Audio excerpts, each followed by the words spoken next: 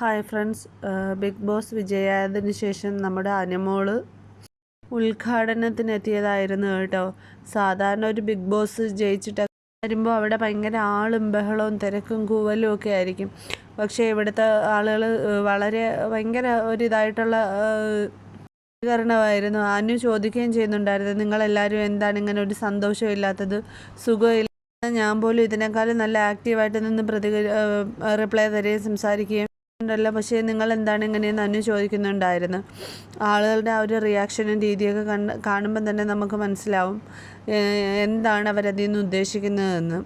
ശരിക്കും അതേസമയം അനുമോക്ക് പകരം അനീഷ് ആയിരുന്നെങ്കിൽ, അല്ലെങ്കിൽ ഷാനവാസോ വേറെ ആരെങ്കിലും ആയിരുന്നെങ്കിൽ അവിടെ ആളുകളെ കൊണ്ട് ഇളകി മറിഞ്ഞേനെ.